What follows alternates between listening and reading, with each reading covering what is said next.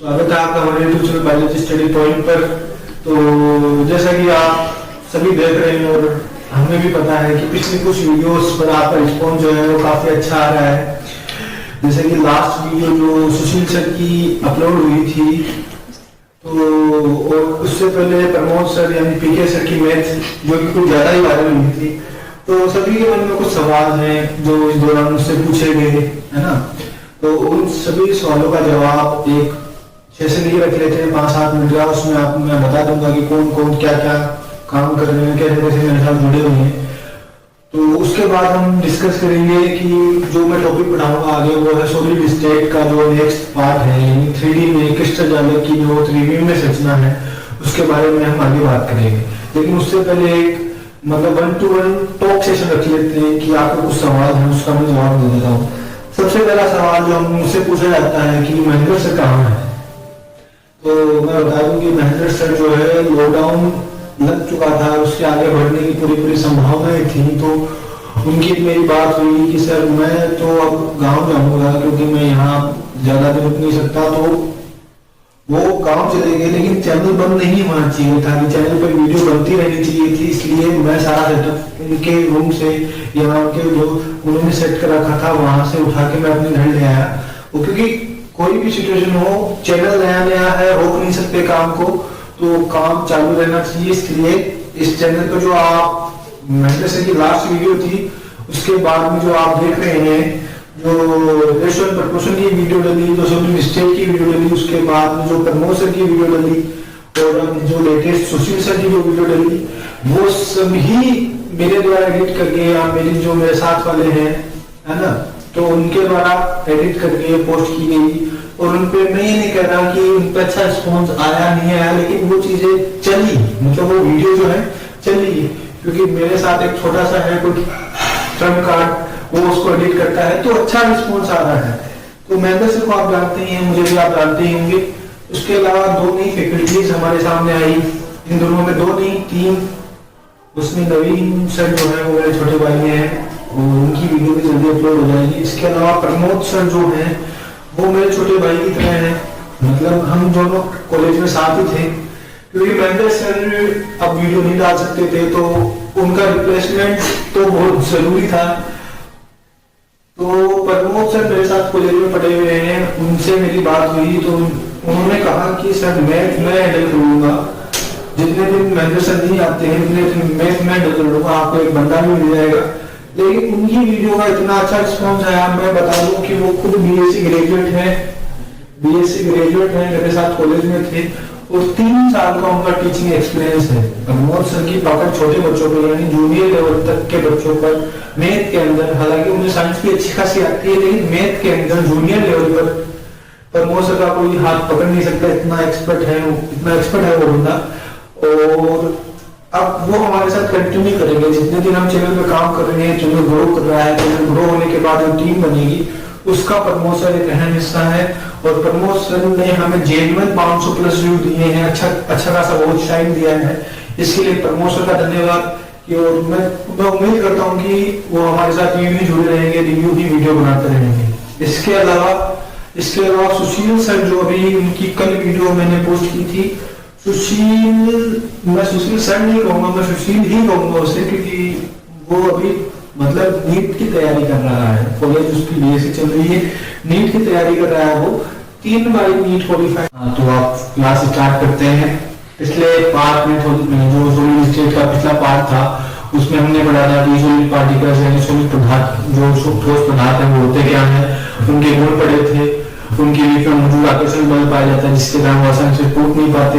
इसके अलावा कांच का जो निचला हिस्सा है, जो घरेलू कांच लगे होते हैं, उसका जो निचला हिस्सा है वो मोटा क्यों रखा जाता है। इसके अलावा सॉलिड पार्टिकल जो है, ठोस पदार्थ जो है वो कितने प्रकार के होते हैं, 2 प्रकार के होते हैं, उनके गुण क्या क्या होते हैं, 2 प्रकार में कौन कौन से प्रकार हमने पढ़े थे, वो पढ़ा था क्रिस्टलीय ठोस और क्रिस्टलीय ठोस, उनमें अंतर पढ़ लिया था, उनके बारे में बेसिक जानकारी, समदेशिकता, विषमदेशिकता जो उनका गुण है उनके बारे में थोड़ा बहुत हमने पढ़ लिया था।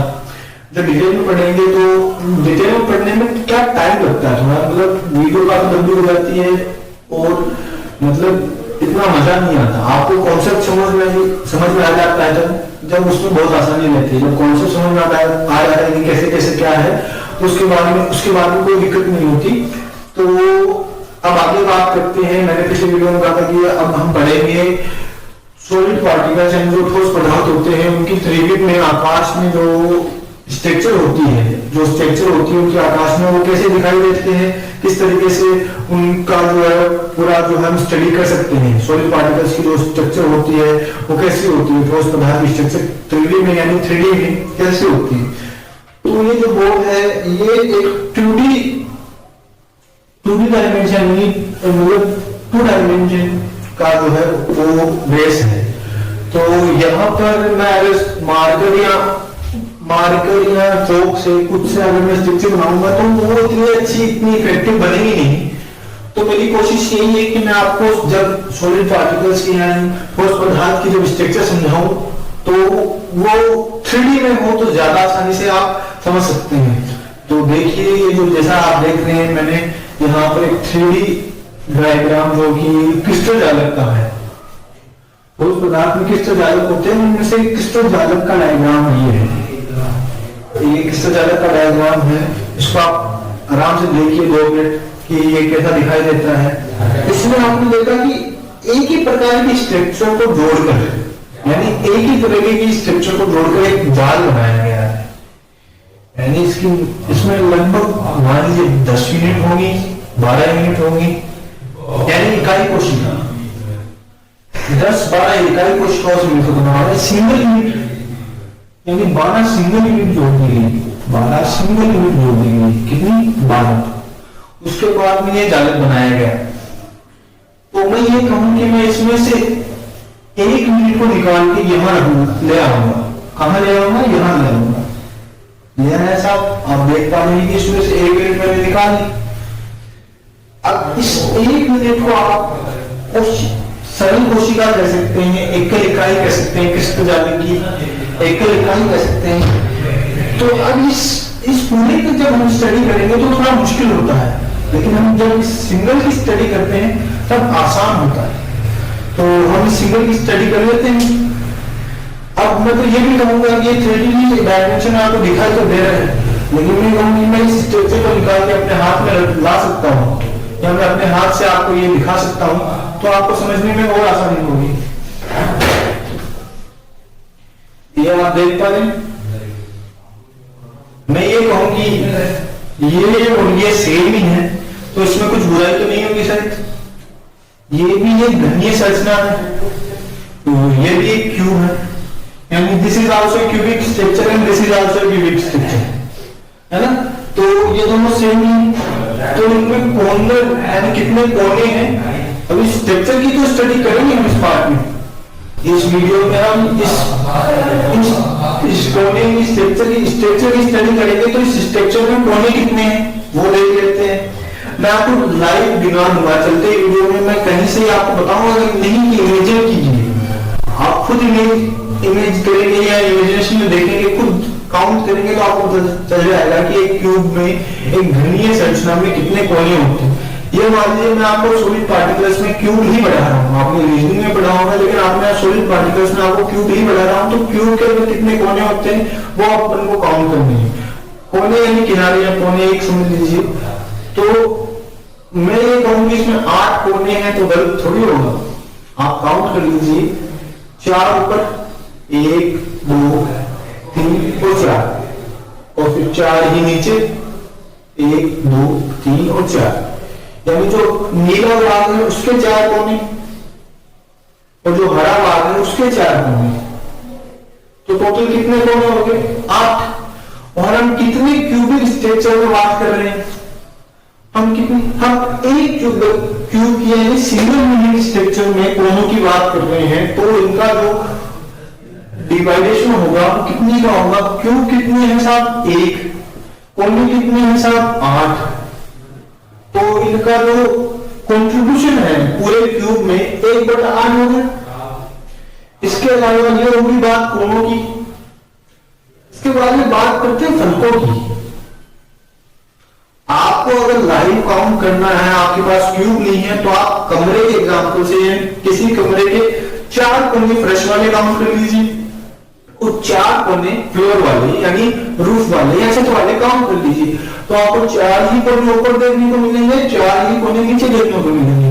और एक कमरे की हम बात कर रहे हैं तो उनमें टोटल कोने होंगे 8, और एक कमरे की बात कर रहे हैं तो उनका कॉन्ट्रीब्यूशन हो गया 1/8। समझ गए?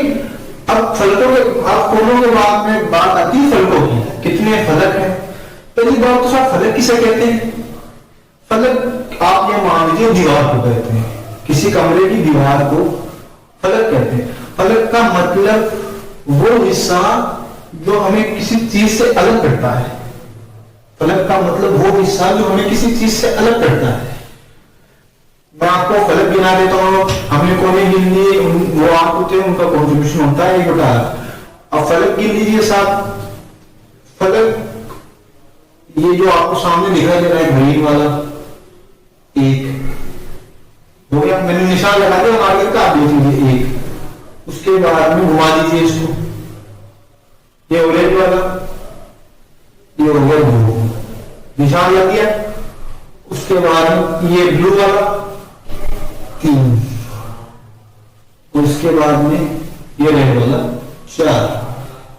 अब आप देख लीजिए नीचे की तरफ सबके निशान लग चुके हैं वहां पर, 4 हो गए। लेकिन मैं ये कहूं ऊपर वाला 5, इसको इस तरीके से देखिए आप, दीवार है कि नहीं है, इसको इस तरीके से देखिए 5। अब साहब ये ऑरेंज वाला भी तो रह गया, ये मतलब येलो वाला भी रह गया, तो उसको काउंट करेंगे, ये 6।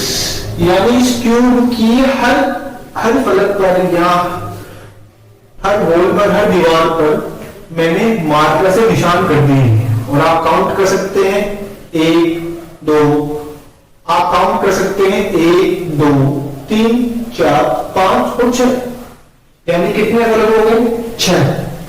और कितने क्यूब में हम बात कर रहे हैं? 1 क्यूब में हम बात कर रहे हैं, इसीलिए तो मैंने इसको इसमें से अलग किया, क्योंकि यहां तो क्यूब में जो क्रिस्टल जालक बना हुआ 1 से अधिक क्यूब से मिलकर बना हुआ है, तो 1 क्यूब में हम स्टडी आसानी से कर सकते हैं। 1 क्यूब के अंदर 1/8 कोने होते हैं, उनका कॉन्ट्रीब्यूशन 1/8, 10 फलक हमने काउंट किए 6, तो उनका कॉन्ट्रीब्यूशन कितना होगा? 1/6। समझ गए? ये तो बात होगी सब फलकों की, कोनों की।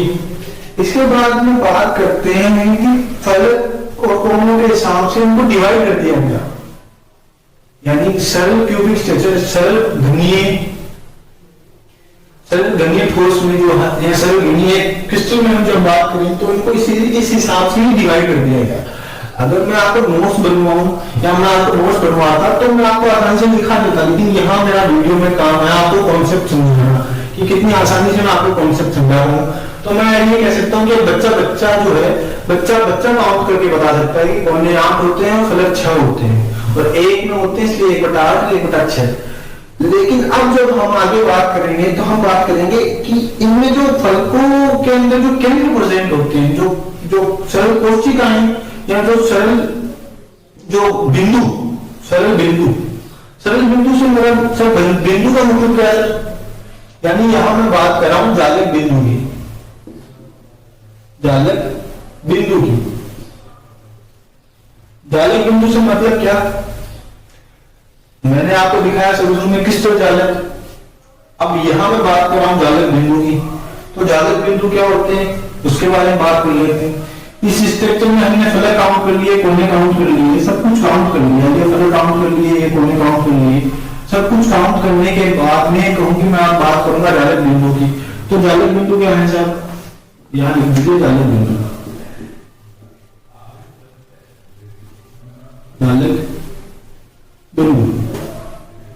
ये जालक बिंदु। अब जालक बिंदु आपको दिखाई नहीं दे रहे होंगे, आप उस स्ट्रक्चर में कोनों को देख पा रहे होंगे कि ये इस तरीके की कोई स्ट्रक्चर बनी हुई है,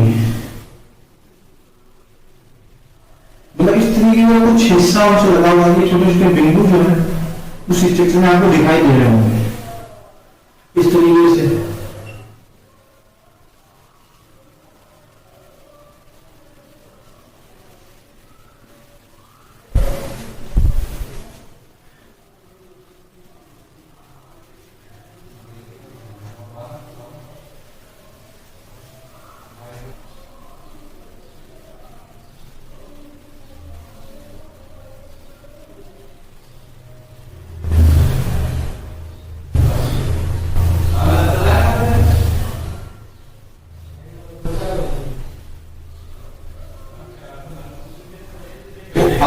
देख पा रहे हैं कि यहाँ जो ये बिंदु आए हैं, बिंदु है, ये आपस में जुड़कर तो क्रिस्टल जालक का निर्माण करते हैं। यानी जालक क्रिस्टल में या क्रिस्टल जालक में जो बिंदु होते हैं उन्हें हम जालक बिंदु कह सकते हैं।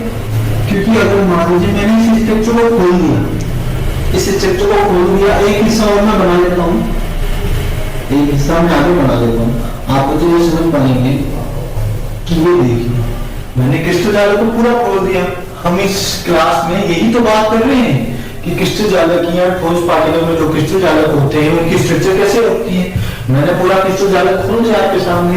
अभी में हम जालक बिंदुओं की बात करेंगे। तो जालक बिंदुओं की बात करें तो ये जो आपस में जालक बिंदु ही तो जुड़कर क्रिस्टल जालक का निर्माण करते हैं। तो ये जो छोटे छोटे बिंदु हैं, ये छोटे छोटे पार्टिकल्स हैं, छोटे छोटे बिंदु हैं, ये ही तो क्रिस्टल जालक है, ये ही तो क्रिस्टल जालक है। अगर इनको मैं वापस बंद कर दूं, इनको मैं वापस बंद कर दूं तो यही तो होगा। इनको मैं वापस बंद कर दूं तो यही तो होगा, है ना। इनको मैं वापस बंद कर दूं तो यही तो वापस बनेगा।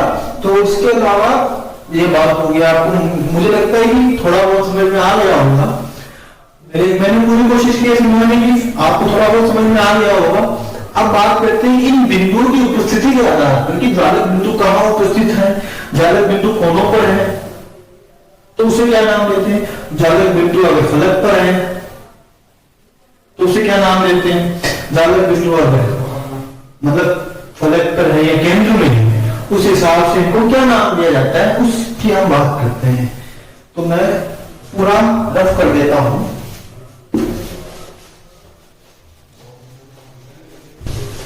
मैं पूरा रफ कर देता हूं, उसके बाद में हम जब बात करेंगे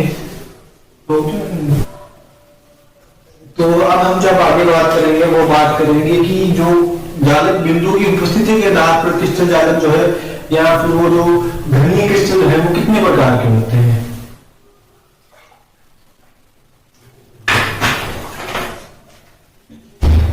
तो मान लीजिए मैं ये कहूं कि जो जालक बिंदु है या केंद्र है, ये जालक बिंदु अगर कोनों पर उपस्थित हो, कहां पर, कोनों पर,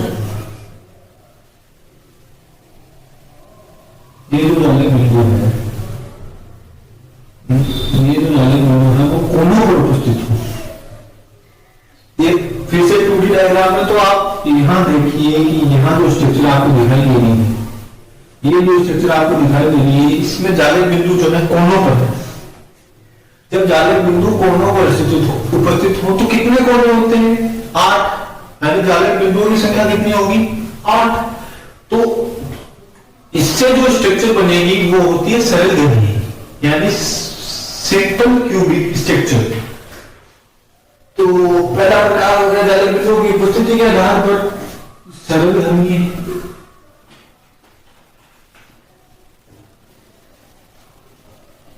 सरल घनीय तो मैं कहूं फलक केंद्रित, फलक केंद्रित यानी अगर जालक बिंदु फलक पर उपस्थित हो। अच्छा फलक कितने होते हैं, 6 फलक होते हैं। तो मैं कहूं कि कोनों के साथ साथ कोनों पर तो उपस्थित नहीं है, इसके अलावा ये जो फलक है इस पर भी उपस्थित होते हैं। तो उसे कहते हैं फलक केंद्रित। और एक तीसरी स्ट्रक्चर आती है जिसमें अपोजिट साइड में यानी अपोजिट साइड में उपस्थित होते हैं, जो कि आप इस स्ट्रक्चर में देख पाते हैं कि विपरीत फलकों पर उपस्थित होते हैं, विपरीत फलकों पर उपस्थित होते हैं। यानी कि कुछ इस तरीके का सिस्टम रहता है, या तो इस तरीके से प्रेजेंट होंगे या इस तरीके से प्रेजेंट होंगे। आप स्ट्रक्चर में देख पा रहे हैं ऐसा कुछ सिस्टम होता है। और एक होता है काय केंद्रित, एक होता है काय केंद्रित घनीय संरचना। उसमें कोनों के अलावा जो पीछे वाला जो फलक होता है, उसमें कोनों के अलावा जो पीछे वाला फलक होता है, पीछे वाले फलक से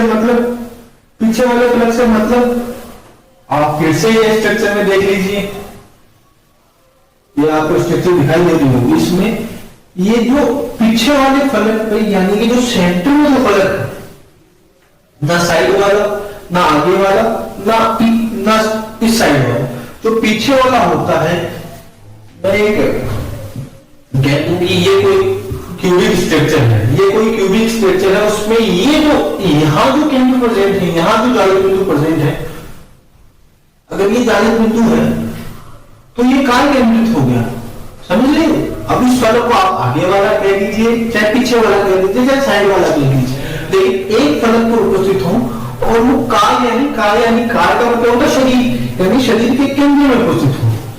ये यहां मान लीजिए ये काय केंद्रित, ये यहां मान लीजिए ये है काय केंद्रित। कुछ इस तरीके से इनकी 3D में स्ट्रक्चर होती है। मुझे लगता है अच्छे से समझ में आ गया होगा। तो अब हम करते हैं कि सारा संकुलन दक्षता एक सिस्टम होता है, संकुलन दक्षता।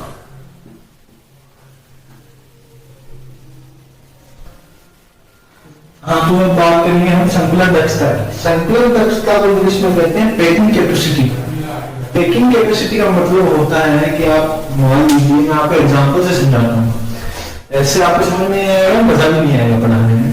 पैकिंग कैपेसिटी का मतलब है कि मान लीजिए मेरे हाथ में पानी की बोतल दिखाई दे रही है, इसकी कितनी कैपेसिटी है कि इसमें कितना पानी आ सकता है, कितना पानी स्टोर करके रख सकती है, इसकी कैपेसिटी कितनी है, उसे हम पैकिंग कैपेसिटी कहेंगे।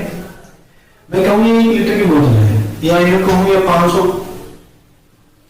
लीटर की बोतल, 100 लीटर की बोतल, 1 लीटर की बोतल, आधे लीटर की बोतल, 500 ग्राम पानी आ सकता है। इसकी कैपेसिटी ये ही होता है कि एक बंद जो स्ट्रक्चर होती है उसमें कितने सॉलिड पार्टिकल्स आ सकते हैं। आप स्ट्रक्चर में देख पा रहे होंगे कि मान लीजिए ये कोई बॉक्स है, इसके अंदर रखे हुए हैं ये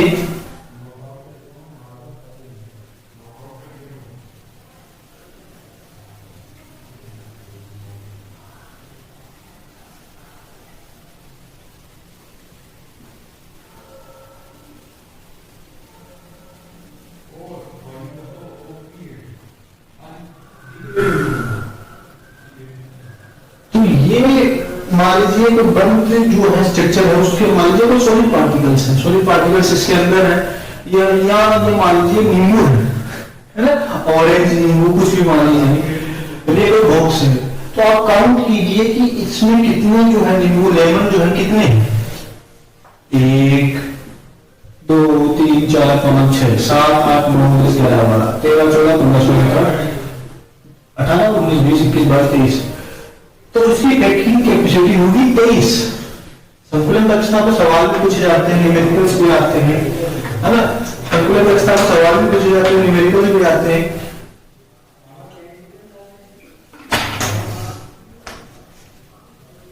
तो आप बस कॉन्सेप्ट समझ लीजिए, जब न्यूमेरिकल्स के लिए कुछ अलग से वीडियो बना देंगे तो कॉन्सेप्ट ये है कि इसकी कैपेसिटी है कि इसमें 13 लेमन आ सकते हैं, 13 नींबू आ सकते हैं, तो इसकी संकुलन दक्षता जो है पैकिंग कैपेसिटी 23 है। यही कॉन्सेप्ट है। संकुलन दक्षता 2 प्रकार की होती है, निबड़ संकुलन, उसको हिंदी में क्या कहते हैं मुझे ध्यान नहीं। तो ये संकुलन दक्षता के बारे में बेसिक मैंने बता दिया। आगे इसके बारे में थोड़ा बहुत और पढ़ेंगे। इसके अलावा इसके बाद में हम जो सॉलिड पार्टिकल्स हैं, जो ठोस पदार्थ है, उसमें दोष यानी त्रुटियों की बात करेंगे, है ना।